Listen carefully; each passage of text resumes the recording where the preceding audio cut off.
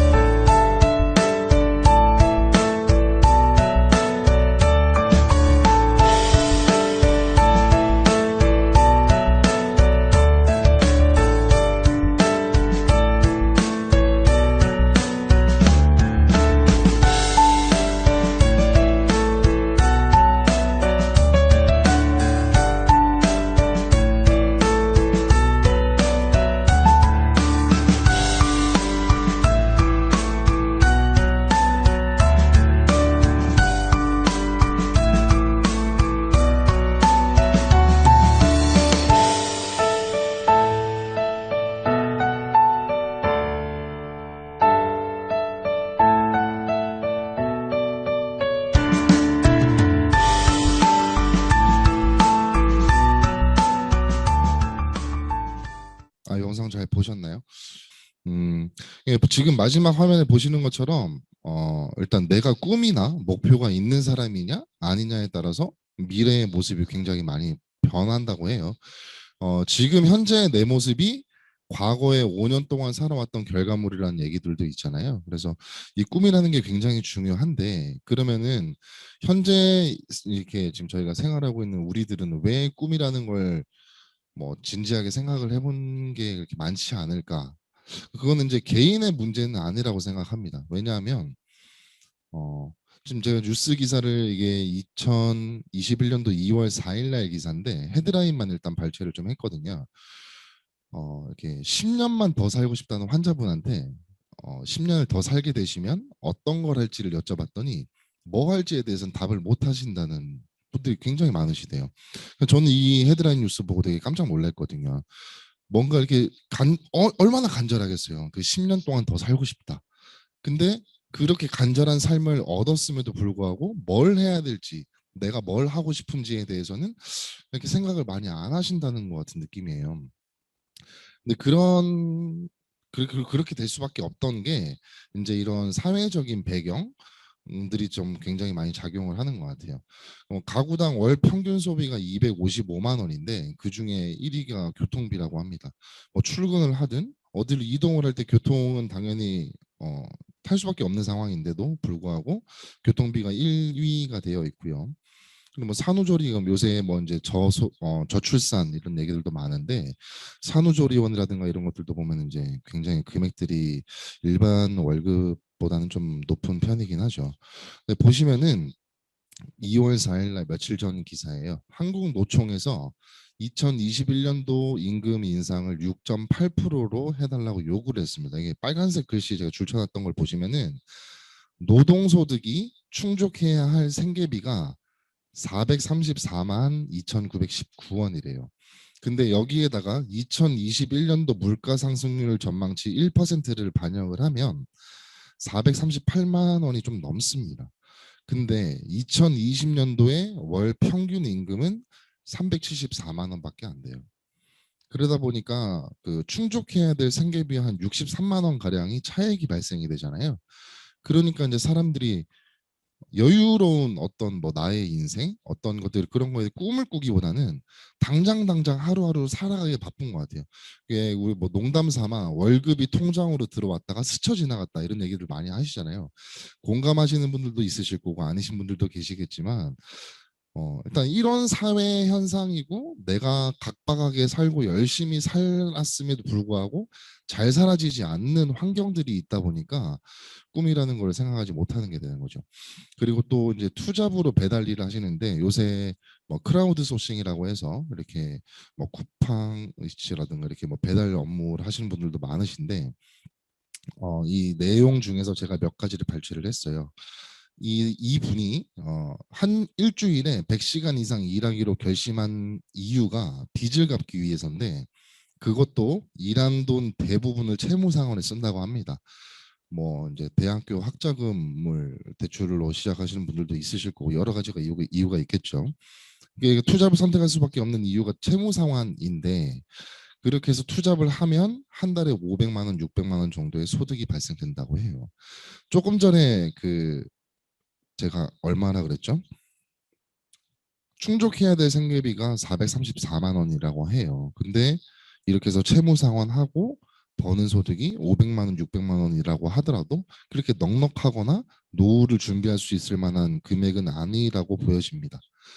그래서 이제 방금 전에 투잡을 하시는 것처럼 엔잡러라는 말이 생기죠. 원래 하고 있는 직업이 있고 그 이외에 두 개 이상의 또 복수의 직업을 가지신 분들이 요새는 뭐 대세라고 할 수도 있는데 이렇게 어플리케이션 리멤버라는 곳에서 조사를 해보니까 아직 엔잡을 하고 있진 않지만 할 생각이 있다가 66%, 현재 하고 있다가 23%라고 합니다. 그러면 스스로 M잡러라고 생각하는 직장인들이 대부분 뭐 적게는 24.7%에서 많게는 35%가량에 육박하는데 20대부터 50대까지 전부 다 이렇게 N잡러를 하고 있다는 거죠. 왜 이렇게 해야 되는가를 물어보니 불안정한 미래에 대비하기 위함도 있고 새로운 경험을 위한 뭐 통한 커리어 성장, 이건 아마 20대라든가 이렇게 좀 청춘에 대한 얘기일 것 같은데, 대부분 이제 보면은 뭐 생활비 마련이라든가 이런 부분들이 좀 있는 것 같아요. 근데 이제 엎친 데 덮친 격이라고 할까요? 좀 퇴직 연령이 또 조사를 해보니 이것도 2009년도 자료긴 한데요. 직장인의 예상 퇴직 연령 평균이 49.7세라고 합니다. 정년보다도 10년이 더 빨라요. 그래서 대부분의 직장인들이 내가 정년까지 회사를 다닐 수 있을 거야라는 건 고용 안정에 대한 느낌을 가지고 있기보다는 정년이라는 건 없어라는 생각을 하고 있는 게 많다는 거죠. 근데 제가 어제 통계청에 있는 자료를 좀 봤는데, 예, 보시면 빨간색으로 제가 표시를 해놨어요. 이게 소득 항목별 구성비가 뭐 여러 가지가 있지만 사업소득, 뭐 자영업이라든가 이런 것들도 사업자 등록을 하시고 하시는 거니까 사업소득에 포함이 되겠죠. 근데 대부분 근로소득이나 사업소득만 포함을 해도 80%가 넘는 분들이 근로소득이나 사업소득으로 소득을 벌고 계시는 거예요.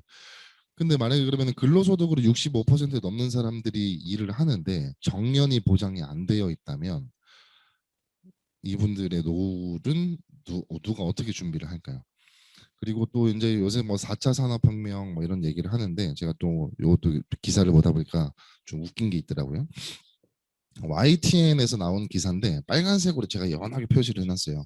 1월 23일 날 오전 4시 17분이랑 4시 15분에 같은 그 언론사에서 나왔던 뉴스예요. 근데 왼쪽에는 보시면은 무대를 깨부수자라고 해서 미래 극장의 모습은 해서 뭐 VR로 공연을 하고 이렇게 시대의 흐름에 따라서 뭔가 발전하고 모양이 변해가고 있는데, 우측에 있는 기사는 보시면 그렇다고 해서 이분이 뭐 열심히 안 사신다거나 이분을 비하하는 게 아닙니다. 오해하지 마시고, 시대가 변하면은 그 변화의 흐름에 맞게끔 나도 뭔가 준비를 하고 있어야 될 텐데, 일단 코로나로 인해서 일단 공연 쪽에 관한 업무가 좀 제대로 진행이 되지 않으시니까 하루 종일 아르바이트로 생계만 유지를 하시는 거예요. 그러면 그럼 지금 곰곰이 한번 생각을 한번 해보시는 거예요. 지금 내가 4차 산업혁명이다 뭐다 이렇게 세상은 계속 변해가고 있는데 나의 모습은 현재 어느 모습의 위치에 있는가? 그 발전하는 방향성에 맞게끔 움직이고 있는지, 아니면 혹여나 우측에 있는 이 배우분처럼 뭐 상황이 나아질 때까지, 상황이 좀 진정이 될 때까지 내가 그냥 생계를 위해서만 버티고 있는 건 아닌지 한번 고민을 해봐야 될 필요가 있는 것 같습니다. 이제 방금 말씀드렸던 것처럼 좀 VR로 인해 가지고 이제는 소극장 무대라든가 이런 것들도 CG 배경을 합성을 해가지고 이렇게 공연이 다 이미 진행이 되고 있는 현실인 거예요. 또 더 웃긴 거는 31억짜리 명화를 그림 투자를 사는데요. 이게 뭐 돈이 많아서 사는 게 아니라 10,000원으로 피카소 작품을 살 수 있어요. 저 이 기사 보고 되게 놀랐었거든요. 아, 이제는 한 그림 하나를 여러 개의 픽셀 같은 걸로 쪼개서 소액 투자를 하는 거예요. 작게는 1,000원부터 시작해서 많게는 뭐 그 금액에 따라 가지고. 그러면 그 그림 한 장에 대해서 나의 소유권이 발생이 되는 거죠. 그리고 그게 나중에 경매에 팔리게 되면 그 지분만큼 제가 소득을 얻는다는 거예요. 이런 뉴스들을 보면서 아, 진짜 세상이 굉장히 빠르게 변해가고 있구나. 이런 것들을 되게 많이 느끼거든요. 그러면은 제가 이제 이 표를 좀 보면서 말씀을 드릴 건데, 1차 산업혁명 때는 가운데에 보시면 핵심 성공 요인이라는 게 보이시죠? 그때는 자원을 소유하는 사람이 부의 기준이 됐단 말이에요. 2차 산업혁명 때는 자본을 소유한 사람이 부의 기준이 됐었고요. 3차 산업혁명 때는 정보화 시대가 되면서 데이터라든가 이런 것들을 개방하면서 뭔가 나의 지식으로 인해서 부를 축적할 수 있었죠. 근데 지금 4차 산업혁명 뭐 얘기는 많이 듣는데 실질적으로 피부에 많이 와닿으시나요? 어떤 것들이 뭐 이렇게 앞으로의 부의 축적을 할 수 있는 기준이 될지, 여기에 보면은 이제 지식이라든가 데이터로 인해서 공유하는 게 4차 산업혁명에는 부의 기준이 된다고 얘기를 합니다. 그래서 간단하게 말씀드리면은 뭐 많이들 아시죠? 에어비앤비라든가 우버처럼, 이렇게 에어비앤비는 이 회사가 자체가 가지고 있는 숙박업소는 하나도 없는 걸로 알고 있어요. 우버도 본인들이 운영하는 뭐 택시는 한 대도 없지만 택시를 운영하고 있는 사람들과 그것을 이용하려고 하는 사람들을 가운데서 연결만 시켜줬음에도 불구하고 전 세계에서 굉장한 기업으로 성장을 했던 케이스죠. 이런 거를 보고 뭐라고 얘기를 하냐면 컨슈머와 프로듀서 그러니까 공급자와 그거를 이용하려는 소비자를 가운데 연결해 주는 걸로 인해서 프로슈머라는 또 신조어가 엘빈 토플러가 이미 한 10년도 더 된 것 같은데요. 제가 정확한 연도는 기억이 안 나는데 제3의 물결이라는 책에서 앞으로의 시대는 프로슈머의 시대가 올 것이다라고 이미 그 미래학자가 예언을 했었죠. 근데 제가 지금까지 이런 뉴스들을 왜 보여드렸냐면 과연 현재 내가 꿈을 꾸지 못했던 이유들 다 지금까지 다 제로로 생각을 하시고 제가 몇 가지 단어들을 지금 띄워드릴 건데 이 단어들 중에서 나의 가슴 안에 뭔가 와닿는 단어들이 있는지 한번 그것만 생각을 해보시면 될 것 같아요. 첫 번째는 가족, 아이, 요리, 노력, 멘토, 여행, 뷰티, 노후, 퇴직, 상속, 건강, 보상, 추가 수입, 평생 직업. 뭐 이 외에 다른 단어들도 많겠지만 제가 기본적으로 사람들이 많이 원하는 것들에 대한 이렇게 단어들을 좀 어느 정도 추려봤거든요. 이 단어들 중에서 내 마음 안에 뭔가 와닿는 단어가 있으시다면 지금부터 제가 설명드리는 걸 잘 들어보시기 바랍니다. 로버트 키요사키라는 분이 또 이렇게 책을 썼죠. 직업을 총 네 가지로 나누면 좌측에 있는 봉급생활자, 자영업자 또는 전문직, 그리고 우측에 있는 사업가, 투자가로 나눠진다고 합니다. 근데 좌측에 있는 봉급생활자, 자영업자, 전문직은 내가 노동으로 인해서 시간을 돈이랑 맞바꾸는 거죠. 근데 우측의 사업가라든가 투자가 같은 경우에는 돈이 돈과 시간이 결합이 돼가지고 이제 또 돈을 수입을 벌 수 있는. 근데 이게 문제가 뭐냐면 좌측에는 이제 제가 노동을 하지 못하면 수입이 발생이 되지 않으니까 위험 수입 또는 등동 수입이라고 이야기를 하고요. 우측에는 인쇄 수입 또는 수동 수입이라고 이야기를 하는데 좌측 편에 있는 사람들이 90%라는 거예요. 근데 90%의 사람들이 10%의 돈을 조금 조금씩 이렇게 나눠서 가지는 건데 우측에는 90%의 돈을 10%의 사람들이 나눠 가진다고 합니다. 그러니까 당연히 빈부격차가 커질 수밖에 없겠죠. 저도 현재도 뭐 썸네일을 보셨는지 모르겠습니다. 파이어족이라고 소개가 됐는데 저도 현재도 지금 직장 생활을 같이 겸업으로 진행을 하고 있거든요. 저도 왼쪽 상단에 있는 인플로이예요. 봉급 생활자. 근데 현재 저는 사업가도 같이 하고 있어요. 그래서 아메이 소득이 훨씬 더 커지고 이미 커졌지만 훨씬 더 커지고 제가 만족할 만한 어느 정도의 그 수치가 된다면 저는 이제 봉급 생활자에 제가 하지 않아도 충분히 생활을 할 수 있겠죠. 그럼 부자와 빈자의 차이가 뭐냐? 그럼 제가 돈을 버는 기계를 소유하고 있느냐 아니면 내가 돈을 버는 기계인 거냐 이걸로 생각을 하시면 될 것 같아요. 뭔가 시스템이 있어서 뭐 얼마 전에 돌아가셨지만 이건희 회장님 같은 경우에는 뭐 병상에 누워 계시고 하더라도 삼성이라는 회사는 계속 발전을 했죠. 근데 그런 시스템이 있지 않고 내가 병상에 누워 있으면 수입이 없기 때문에 계속 어떻게 보면 자산이 마이너스 되거나 뭐 이런 상황밖에 되지 않는 거죠. 그래서 부의 복제 수단이 있는지가 참 중요한데 일반 사람들은 부의 복제 수단을 뭐 회사를 다니거나 제가 뭐 회사를 차리거나 아니면은 뭐 돈이 많아서 이렇게 검증되어 있는 시스템을 구입하거나 이렇게 할 수 여러 가지 방법들이 있지만 그런 방법들이 할 수 없다면 로버트 기요사키는 이 방법을 하라고 이야기를 합니다. 경제적 자유를 원한다면은 네트워크 마케팅 사업을 하라. 제가 이렇게 또 말씀을 드리면은 에이 뭐 다단계 아니야? 뭐 또 이상한 거 아니야? 뭐 이렇게 생각을 하세요. 근데 다단계라고 또 막상 뭐 여쭤보면 다단계가 뭐예요? 라고 여쭤보면은 흔쾌히 대답하시는 분들이 많지는 않으시더라고요. 그래서 제가 좀 여기에 대한 또 정의를 또 가지고 왔습니다. 네트워크 마케팅이라고 네이버에다가 검색을 해보시면 기존의 유통 단계를 쉽게 말씀드려가지고 유통 단계가 여러 개가 있는데 그걸 줄여서 뭐 재비용들을 없애가지고 회사는 싼 값으로 소비자에게 직접 제품을 공급을 하고요. 그 회사에 발생된 수익의 일부분을 소비자에게 환원하는 시스템이다라고 되어 있어요.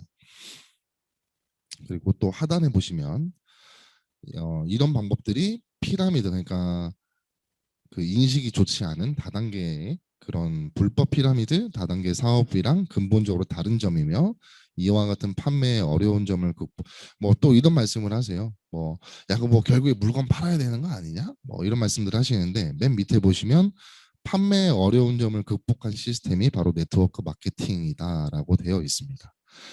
그러면 아메이 비즈니스는 도대체 어떤 거냐 궁금해 하실 수 있는데 기본적으로 아메이가 됐든 뭐가 됐든 사업을 시작하려면은 이 회사, 제품, 마케팅 세 가지에 대한 요소는 정확하게 짚고 넘어가 보셔야 되겠죠.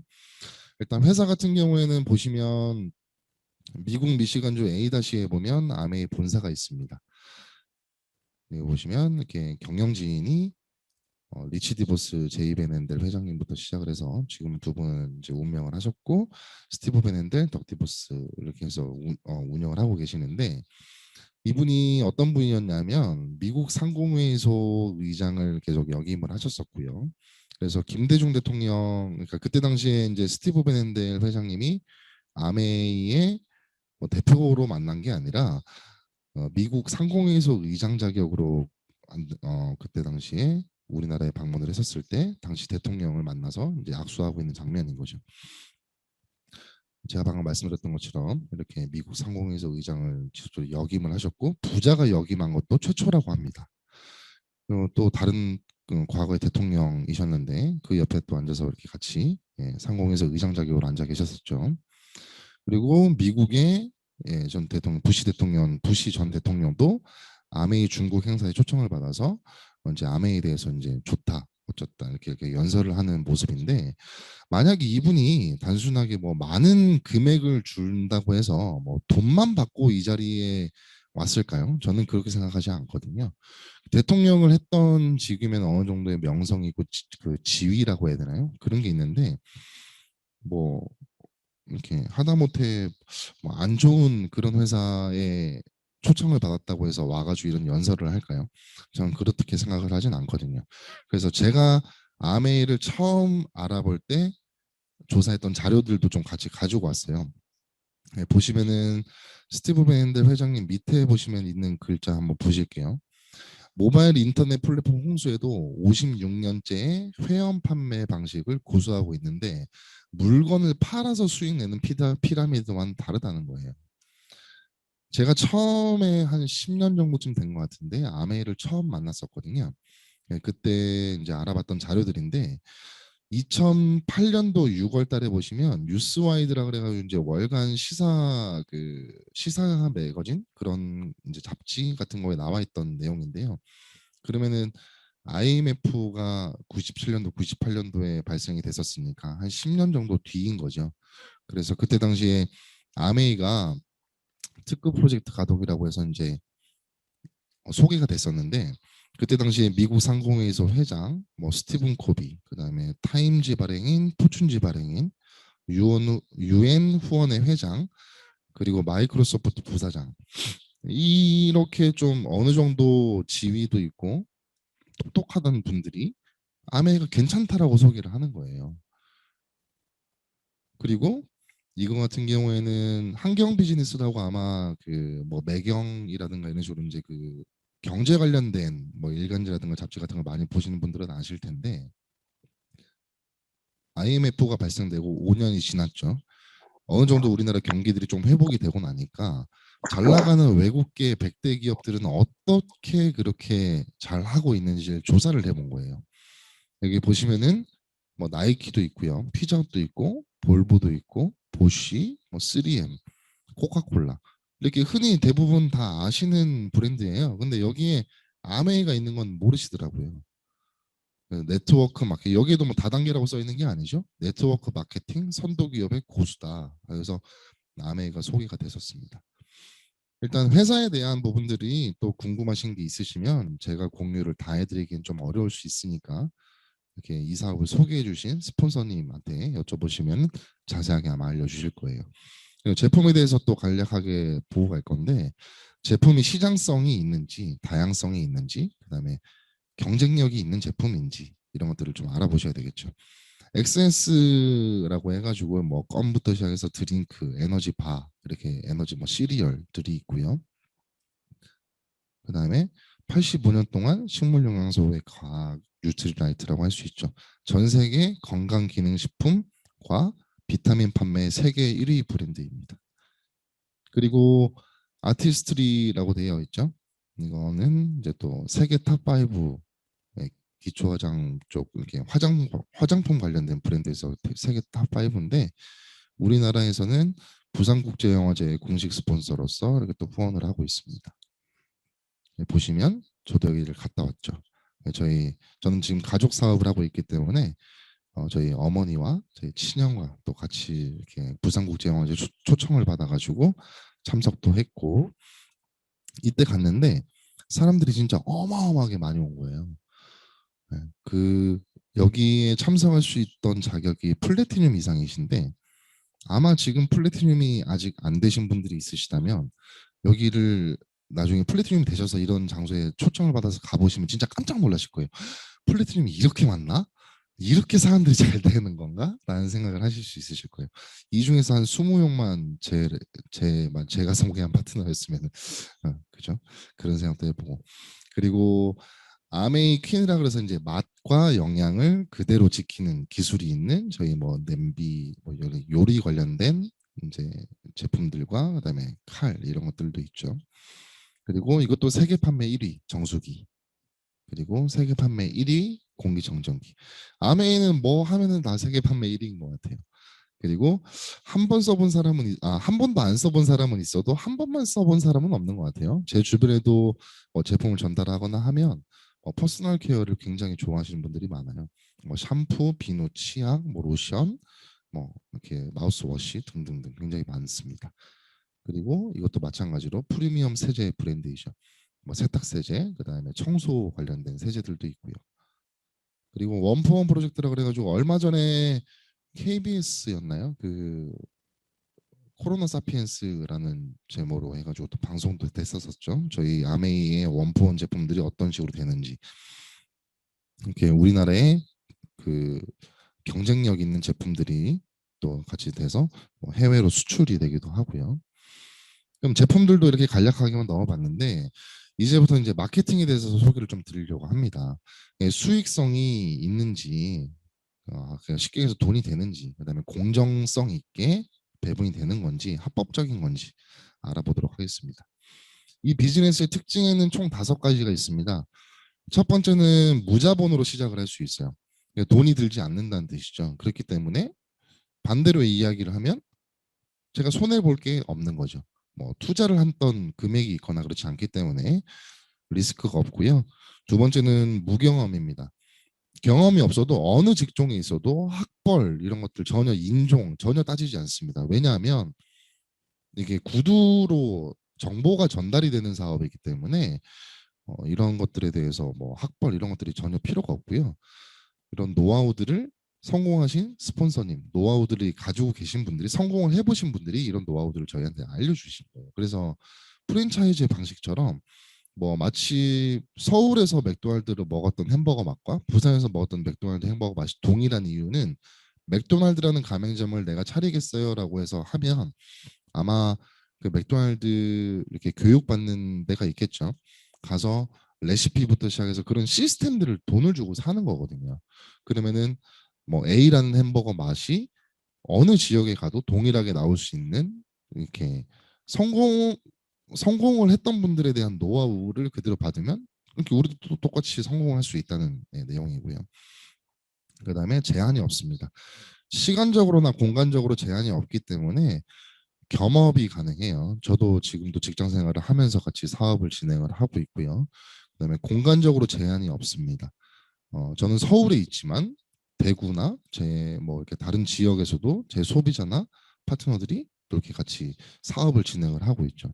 그리고 우리나라뿐만이 아니라 국가 어디 아메이가 나가 진출해 있는 국가에서는 어디서든 다 사업이 가능하십니다. 그리고 안정적인 소득이 가능해요. 제가 아까 전에 말씀드렸던 것처럼 권리소득, 인세소득 같은 성향이 있기 때문에 자세한 내용은 추후에 다시 안내를 좀 드릴 거고요. 네, 전자상거래입니다. 그래서 이거는 전자상거래라고 말씀을 드리기 때문에 유통과 좀 관련이 있는 사업이에요.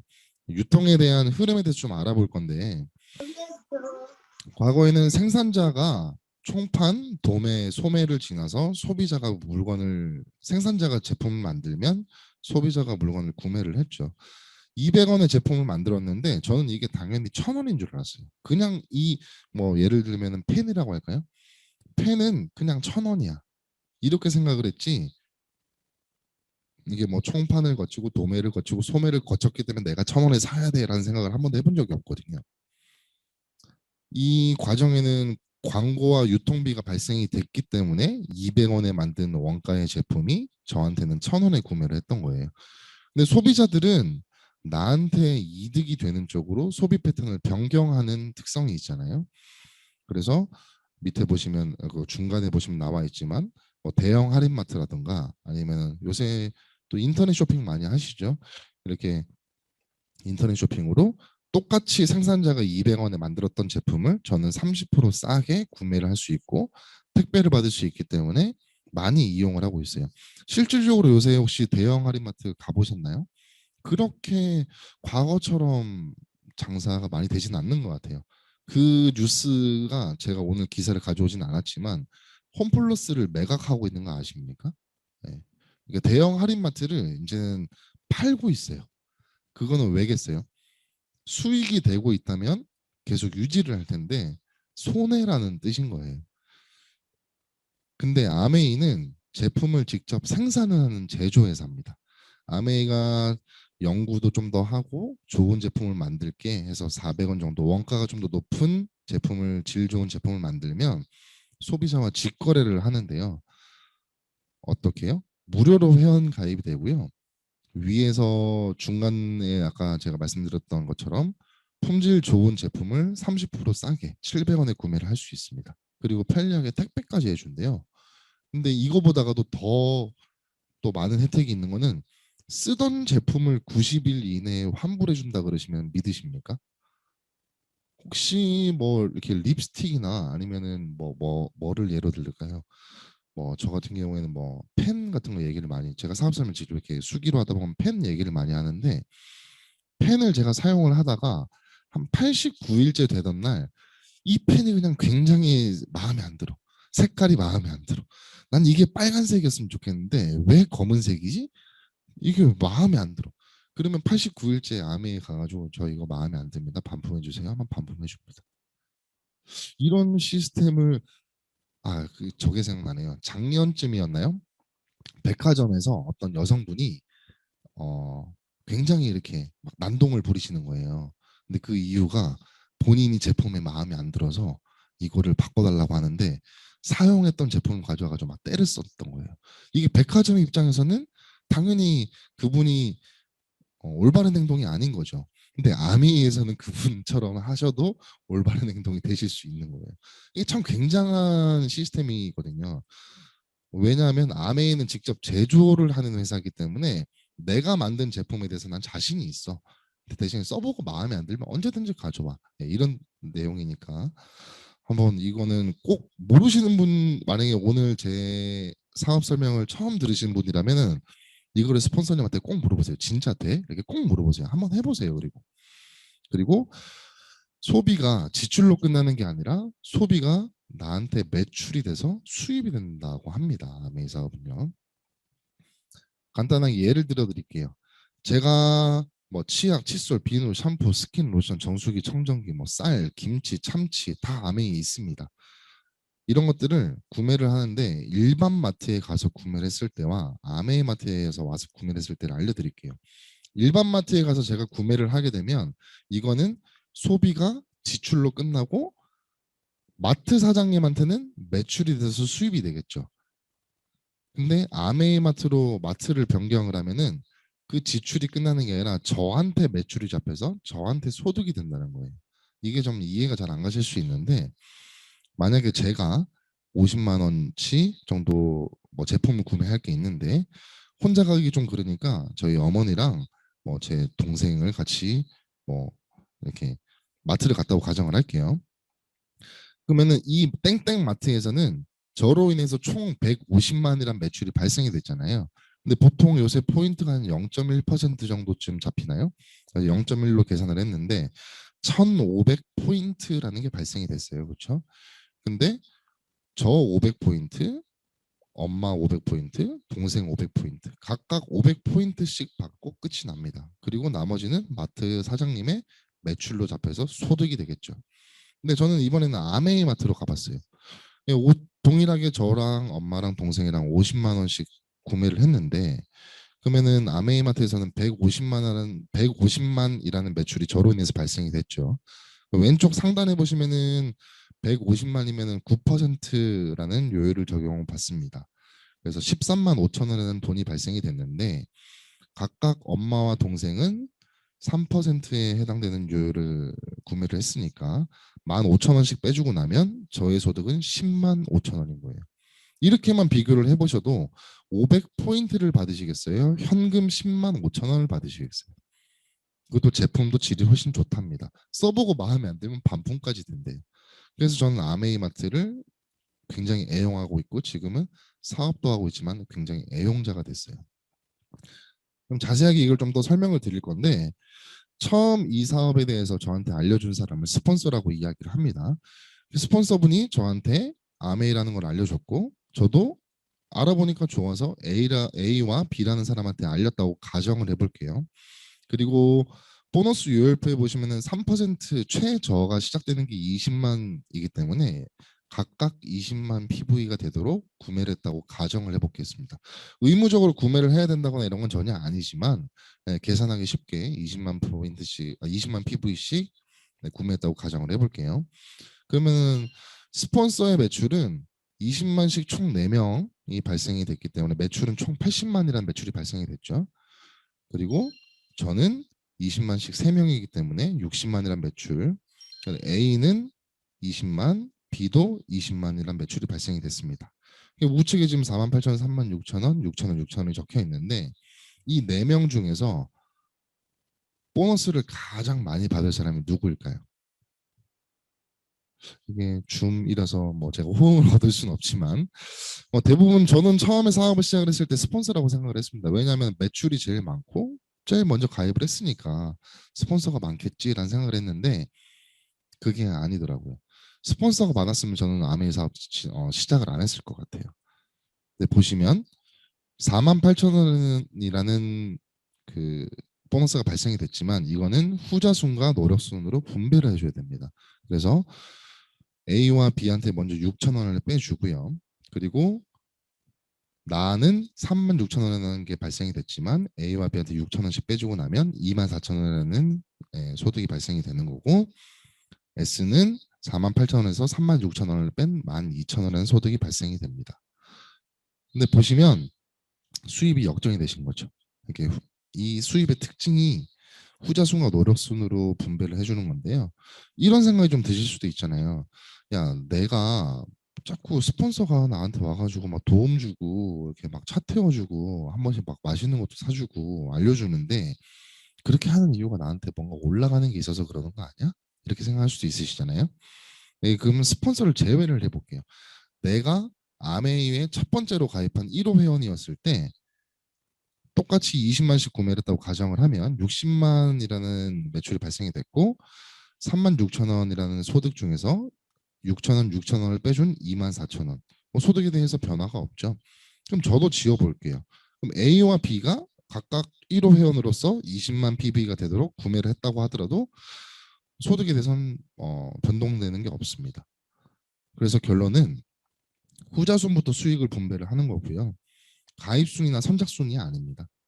노력순으로 온전히 소득이 분배가 되는 것이기 때문에 내가 하고 싶은 만큼, 내가 성공하고 싶은 만큼 얼마든지 하실 수 있는 거죠. 간혹 사실 저희가 이제 또 사업 설명 만나보면 또 그런 말씀들을 하세요. 야, 이제는 아메이하기 좀 늦지 않았냐? 막 이러시는데 이제 제가 요렇게 해서 설명을 해서 말씀을 드리면 굉장히 많이들 놀라시더라고요. 윤리적으로 되게 분배가 되는 소득 구조죠. 사업을 좀 더 키워보겠습니다. 제가 뭐 24,000원, 12,000원을 벌자고 이렇게 사업을 진행을 하진 않았을 거잖아요. 보통 6개월에서 12개월 정도가 지나면 이런 그림들이 만들어진다고 합니다.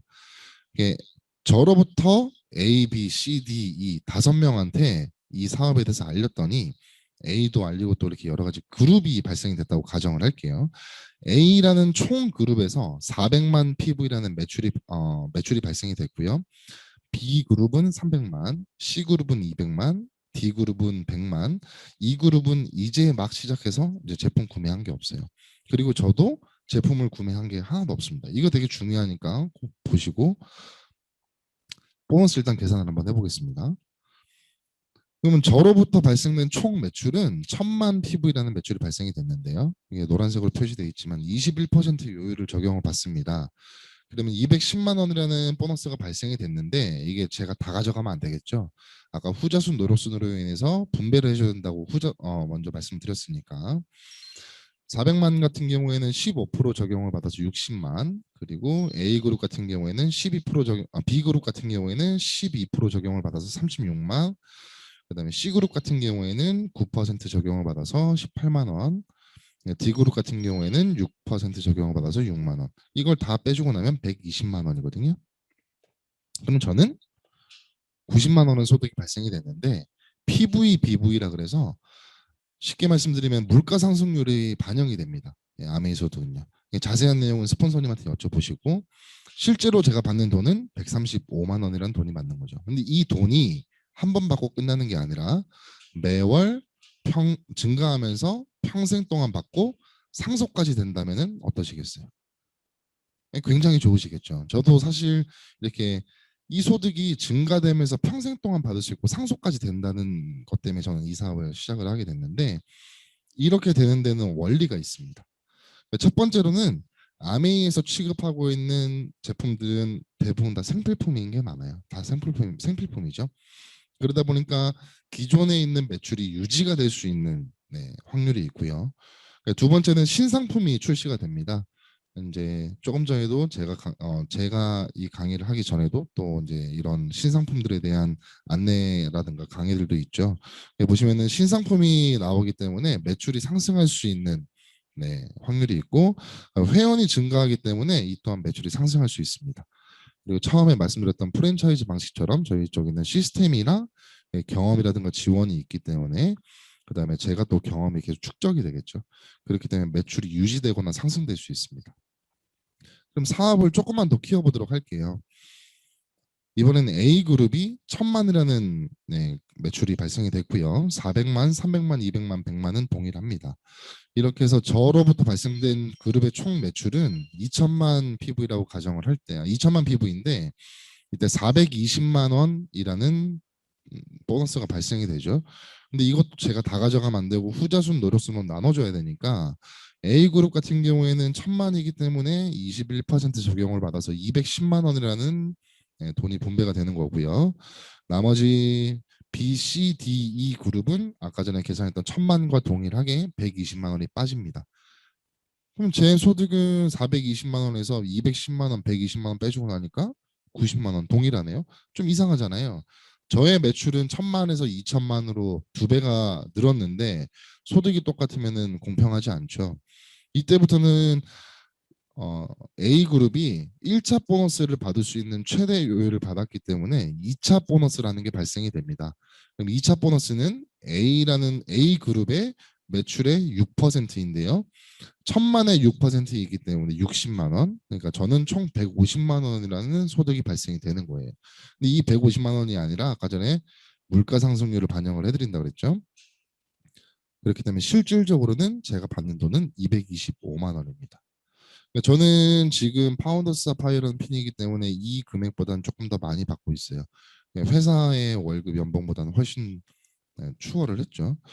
이렇게 되면은 언제든지 뭐 직장에 대해서 고용 안정성이 없다고 하더라도 또는 내가 회사를 자를 수 있는 상황이 될 수 있는 거죠. 인정과 보상입니다. 아메이는 인정은 핀으로 해주고요. 보상은 이렇게 뭐 여행이라든가 아니면 수입으로 보상이 되는데 1,000만 매출을 1년에 한 번 달성한 사람을 실버 프로듀서라고 해서 SP라고 이야기를 하고요. 3번 달성한 사람은 GP, 골드 프로듀서라고 얘기를 하고 6번 달성한 사람은 플래티늄이라고 이야기를 합니다. 이렇게는 월 평균적으로 월 소득이 한 150만 원에서 250만 원 정도 돼요. 이거는 내 그룹의 매출 볼륨에 따라서 금액이 좀씩 달라질 수 있는데 플래티늄이 되면 이때부터는 정식 사업가로 인정을 받아서 호텔에 1박 2일 초청을 받아서 만찬을 베풀어 줍니다. 그리고 리더십 세미나를 갈 수 있는 여행의 기회가 부여가 되고요. 1년 1,000만 매출을 1년 12달 다 달성할 수도 있잖아요. 이럴 때부터는 파운더스라는 게 앞에 붙습니다. 그래서 파운더스 플래티늄이 되면 연평균 5천만 원 정도 소득이 됩니다. 지금은 보너스 체계가 바뀌어서 플래티늄부터도 연말 보너스를 받을 수 있죠. 일시불 보너스를. 그리고 사파이어는 플래티늄을 2조를 만들었을 땐 사파이어라고 얘기를 하고요. 아까 전에 말씀드렸던 것처럼 1년 12달을 다 하게 되면 파운더스라는 게 붙는다 그랬잖아요. 파운더스 플래티늄을 2조를 만들게 되면 파운더스 사파이어라는 핀이 됩니다. 그리고 개인 그룹, 개인 사파이어 그룹의 400만 PB를 이렇게 맞춤 이렇게 400만 PB를 달성을 하게 되면 연 평균 소득은 6천만 원이 되는 거고요. 6천만 정도가 되고요. 에메랄드는 플래티늄을 3조를 만든 3명의 성공자를 만든 사람이죠. 그리고 동일하게 파운더스 플래티늄을 3조를 만들게 되면 저는 파운더스 에메랄드라는 핀이 되고 이때부터는 연평균 소득은 8천만 원에서 1억 정도가 됩니다. 그리고 이런 그림이 발생할 수도 있죠. 제 이제 상위 스폰서님도 이제 이런 케이스이시긴 한데 만약에 처음에 아메이를 알아보고 알렸던 사람은 플래티늄이에요. 근데 2번째 아메이를 알아봐서 시작했던 사람은 에메랄드라는 핀인데 마지막에 시작한 사람이 굉장히 성공을 하고 싶어서 열심히 사업을 진행을 했습니다. 그렇게 해서 6명의 플래티늄을 이렇게 6명의 성공자를 만들게 되면 다이아몬드라는 핀이 되는 거고요. 이때부터는 연평균 3회 정도 여행을 가고요. 비즈니스 클래스 탑승을 하고 미국 본사에도 초청을 받는데 이거는 코로나 때문에 아직 뭐 미국 본사 초청은 좀 더 확인을 해봐야 될 것 같네요. 일단 연평균 소득은 한 1억 5천만 원 정도 이상이 된다고 하고요. 저도 다이아몬드가 빨리 되고 싶습니다. 이게 처음에 보시면 브론즈라는 핀은 제가 소개는 드리진 않았는데 브론즈 핀부터 해서 파운더스 크라운 엠버서더 뭐 이를 넘어서 더블 크라운 엠버서 더블 파운더스 크라운 엠버서더 발음이 꼬이죠. 이렇게까지도 있는데 이렇게 아메이는 인정과 보상이 굉장히 많습니다. 그래서 내가 가고 싶은 만큼 내가 성취하고 싶은 만큼만 하셔도 되는 거고요. 이게 여행에 대해서 간략하게 설명을 좀 드릴 건데 제가 갔다 왔던 여행들을 좀 설명을 드릴게요. 제가 첫 번째 참석했던 여행은 삿포로였거든요. 이렇게 그때 스폰서님들과 함께 라운지는 전 처음 이용을 해봤습니다. 라운지도 이용도 하고 같이 관광도 했고요. 삿포로 배경이 굉장히 이뻐요, 진짜. 이게 전 세계에서 설경이나 이렇게 눈꽃 축제 이런 걸로도 굉장히 유명하다고 하더라고요. 기회가 되시면 꼭 가보시면 좋을 것 같습니다. 제가 이 사실을 왜 보여드리냐면 우측에 지금 사람들이 줄이 쫙 서 있잖아요. 근데 왼쪽 편에는 줄이 하나도 없죠. 이게 왜냐하면 여기는 아메이 사업하는 사람들, 아메이 여행 오신 분들이 전용으로 다닐 수 있는 라인이에요. 프리패스가 가능한 곳이에요. 이렇게 줄 서면서 기다리고 하는 게 아니라 저도 이제 보드를 좋아하는데 지금까지 스키장을 갔을 때 줄 안 서고 리프트나 곤돌라 같은 걸 타본 적이 없거든요. 근데 이제 이때 깜짝 놀랐어요. 이렇게 많은 사람들이 있음에도 불구하고 우리가 이런 대접을 받는 여행을 가는구나. 이렇게 스폰서님과 같이 또 정상에서 사진도 찍고요. 여기 보시면 마스크에도 아메이라고 적혀 있는 거 보이시나요? 이렇게 이런 보호구부터 시작해서 추울까봐 또 이런 거의 일일이 세세하게 다 준비를 해줍니다. 아메이에서. 이게 보드도 타고 저녁에 이제 야경인데 거리를 찍었어요. 저는 아직은 총각이기 때문에 이 거리를 왜 찍었냐면 그 뒤에 클럽이 있더라고요. 가서 클럽에 가서 저 혼자 또 놀기도 하고 이렇게 스폰서님들과 형제 그룹 사장님들이랑 같이 많은 추억들을 쌓았습니다. 그리고 두 번째 여행은 전 두바이를 갔는데 두바이는 이제 저희 어머니를 같이 모시고 갔어요. 어머니도 사업을 같이 진행을 하시기 때문에 네, 어머니와 함께 갔는데 여기는 사하라 사막으로 알고 있는데요. 사막 한가운데를 저희 아메이 사업가들을 위해서 레스토랑을 만들었습니다. 이런 스케일은 사진에 다 안 담기거든요. 실질적으로 한번 보셔야 되는데 사막 한가운데에다가 레스토랑을 만든다는 게 혹시 이해가 가시나요? 그리고 어머니랑 같이 또 만찬도 하고 페라리 월드도 가고 그다음에 저희 사막 투어 이렇게 저는 오프로드에 되게 또 좀 관심이 많거든요.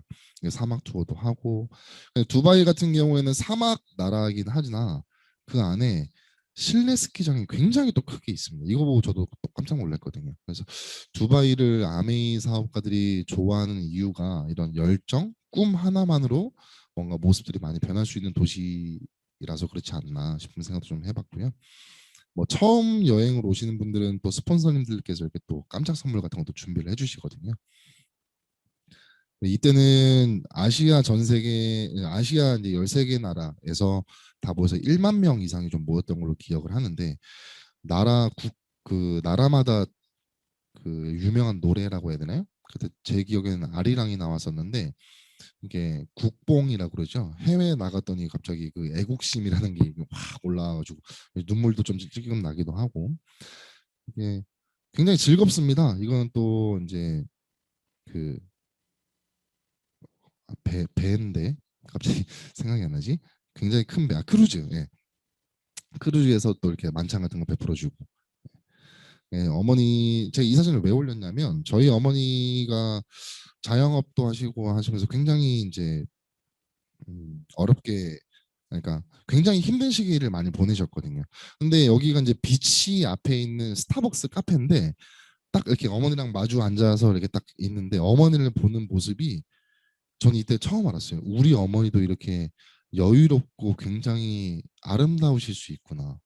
근데 지금까지 제가 봤던 어머니의 모습은 항상 일하시고 설거지하시고 고무장갑도 없이 그냥 남들이 먹었던 그릇 닦으시고 또 음식 준비하시고 그런 모습들만 봤는데 어머니의 이런 여유로운 모습을 아 내가 찾아드려야 되겠다 이런 생각을 굉장히 많이 했거든요. 이 아메이를 즐기시면서 하시면 돼요. XS 챌린지도 가고요. 저희 그룹들끼리 이렇게 요트도 타고요. 그러다 보니까 스폰서님이 결혼을 하더라고요. 이렇게 프로포즈도 같이 도와주기도 하고 등산도 하고 이게 즐기면서 사업을 계속 진행을 하다 보니까 요리도 하고요. 또 이제 우리 제품이 좋다고 이렇게 데모 시연도 하고요. 그러다 보니까 또 이렇게 시상도 하고 뭐 파트너들이 성장하는 것도 함께 축하도 해주고 본사에 또 초청받아가지고 이런 안내도 또 받고 이렇게 즐기면서 사업을 하다 보니까 뭐 호텔에 초대를 받기도 하고 여행을 가기도 하고 참 즐겁습니다. 그러다 보니까 또 다양 이렇게 스폰서님이 또 성장을 하시고 이게 아메이는 내 꿈을 찾아주는 사업이기도 하고요. 나의 추억을 만드는 사업이기도 한 것 같아요. 그러니까 즐기면서 사업하실 수 있으시니까 만약에 오늘 처음 제 강의를 들으신 분들이 계시다면 제 강의로 족하지 마시고 저보다가 훨씬 더 성공하시고 많은 노하우들을 가지신 분들이 또 이런 강의들을 하시거든요. 그래서 연속으로 한 4번에서 5번 정도쯤 들어보시기 바랍니다. 그리고 시간이 조금 지났나요? 제가 혹시 괜찮으시다면 한 3분 정도만 더 써도 될까요? 네, 마지막 거의 다 끝나가는데요. 네, 저희 친형이 플래티늄이라는 핀이 됐다고 저한테 선물을 해준 거예요. 펜을. 그다음에 엽서에다가 편지를 써가지고 이렇게 뭐 고맙다 하면서 사랑한다라는 말을 형한테 또 듣기도 하고요. 맨 마지막에 맨 밑에 보시면은 이렇게 그냥 유나영이라고 적었다가 그 위에다가 뭐 영원한 파트너라고 나중에 넣었는가 봐요. 이렇게 뭐 표시도 해놓고 91년도에는 처음에 한국 아이엔 5가지 제품으로 시작을 했습니다. 근데 97년도에는 70가지 제품이 됐었고 죄송합니다. 제가 수정을 못했네요. 2021년도 현재는 2000여 가지 훨씬 넘는 제품들이 있죠. 그러면은 미국 같은 경우에는 뭐 10,000가지가 100만 가지가 넘는다고 하는데 만약에 저한테 10,000명의 회원이 있다면 이 폭발력은 어마어마할 것 같습니다. 아직까지도 저희는 2천여 가지밖에 안 되잖아요. 그럼 미국을 따라 이제 미국처럼 100만 가지가 된다면은 저의 네트워크는 충분히 폭발을 할 수 있고 4차 산업혁명은 부를 측정할 수 있는 기준이 네트워크 공유라고 말씀드렸잖아요. 그렇기 때문에 지금부터 나의 네트워크들을 조금씩 만들어 놓으신다면 분명히 본인들의 꿈을 성취할 수 있는 네트워크를 만드실 수 있다고 생각합니다. 저는 여러분들의 꿈이 어떤 꿈이 있으신지 몰라요. 그리고 여러분들이 그 꿈을 위해서 어떤 노력을 했었으며 어떤 좌절들을 겪으셨는지 저는 잘 모릅니다. 그렇지만 제가 여기서 확실하게 말씀드릴 수 있는 건 여러분들의 그 꿈 이룰 수 있습니다. 그리고 이런 꿈들을 위해서 도전하시고 성취하시고 이렇게 행동하시다 보면 당연히 좌절이라든가 힘든 부분들도 있으시잖아요. 근데 그거는 머무르기 위해서 오는 건 아니라 반드시 지나가기 위해서 온다는 거예요. 여러분들의 꿈을 절대 누구한테도 빼앗기지 마시었으면 좋겠습니다. 어, 여기 보시면 나오다시피 어쩔 수 없이 끌려다니면서 일해야 되는 것처럼 불행한 건 없는 것 같아요. 저도 이 말에 굉장히 공감 가거든요. 네, 마지막으로 그대의 꿈이 한 번도 실현되지 않았다고 해서 가엾게 생각해서는 안 된다. 정말 가엾은 것은 한 번도 꿈을 꿔보지 않았던 사람들이다라고 SM 바흐가 남겼던 명언이 있습니다. 어, 마지막으로 제가 퍼포먼스 하나를 준비를 했는데요. 이게 보이실까요? 10만 원짜리 수표인데 물론 화폐를 찢으면 안 되기 때문에 이건 가짜로 제가 만들어 온 거예요. 10만 원짜리 수표를 제가 여기서 막 찢고 꾸겨가지고 앞에다가 버렸어요. 제 앞에서 만약에 제 강의를 듣고 계신 분들이 계신다면 이 수표를 나가실 때 그냥 버리고 가실까요? 아니면 누구라도 가져가실까요? 저 같으면 가져갈 것 같아요. 그것처럼 뭐 여러분들의 꿈은 아무리 짓밟히고 꾸겨지고 째지고 하더라도 그 가치가 없어지거나 상실되는 게 아닙니다. 그러니까 지금까지 꿈이라는 게 분명히 가슴 어딘가에 있으실 거예요. 근데 그거를 지금 이 순간부터 한번 곰곰이 생각해 보시고 내가 어떻게 살고 싶은지 나의 미래의 모습은 어떤 모습으로 만들고 싶은지를 생각하신다면 그 꿈 반드시 이루어질 수 있으시라고 생각합니다. 네, 긴 시간 경청해 주셔서 감사드리고요. 네, 새해 복 많이 받으시고 앞으로도 사업 많이 성장하시기 바랍니다. 감사합니다. 고맙습니다.